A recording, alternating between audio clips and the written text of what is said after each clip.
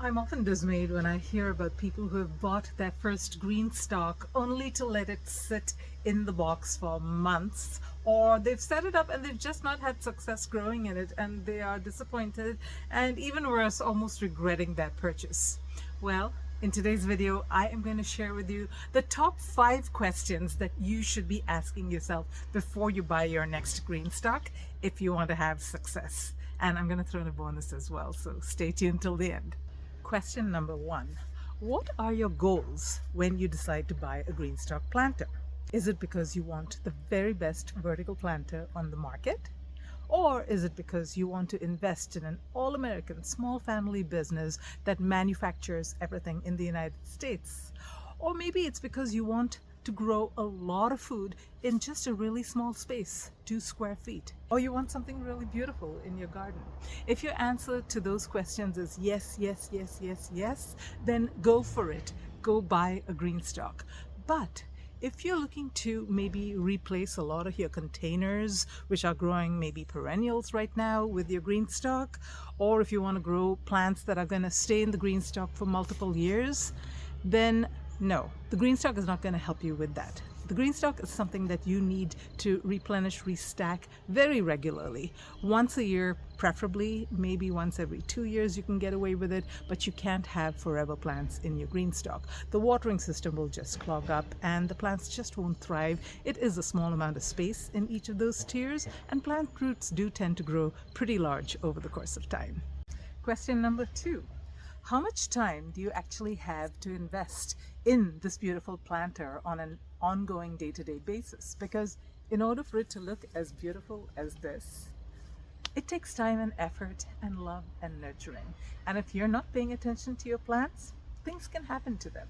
So if you want your planter to be looking beautiful, you need to invest time, I would say every day, at least for about 10 minutes, to make sure that everything is looking good, the plants are watered, the pockets are filled, and so on and so forth. And speaking of pockets being filled, question number 3, do you have a plan to keep those pockets filled? Because guess what? If you've got a bunch of empty pockets, your GreenStalk is not going to look amazing and you're going to be like, they don't look good.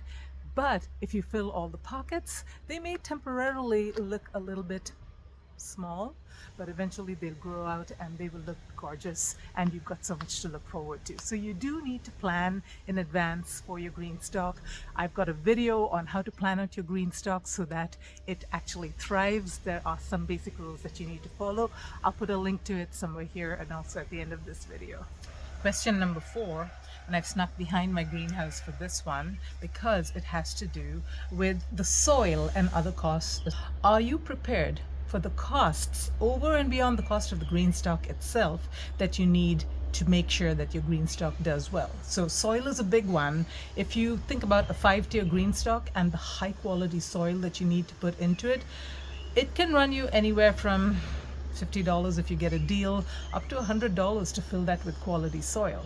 Then there are things like accessories that you may need to buy, a watering system, the lids, the spinner bases. All these things do add up over time, and you should be prepared for the costs that are going to come with maintaining your GreenStalk in top condition.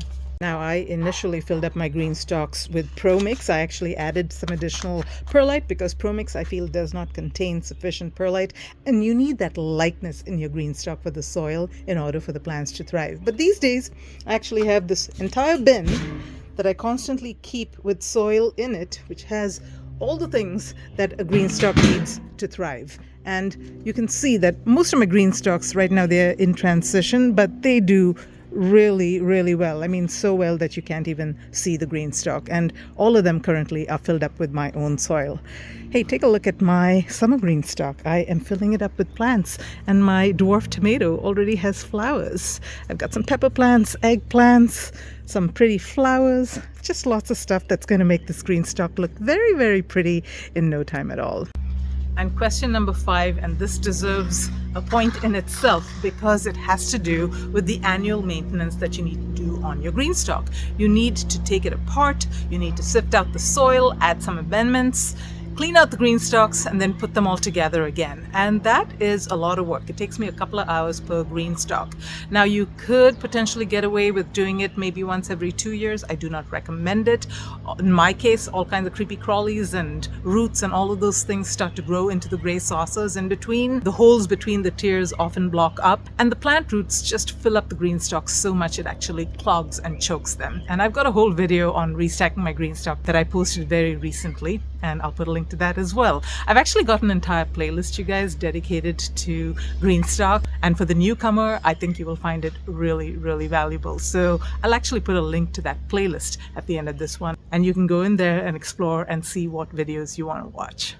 So for my last bonus question, let's walk back over to my flower green stalks, my beautiful raspberry green stalks. But before we do that, I do have an affiliate link and a code, GreenLove10, that you can use to get $10 off your next purchase. So if you do decide to go ahead and purchase a green stalk, I sure would appreciate it if you use my link as well as get that $10 discount.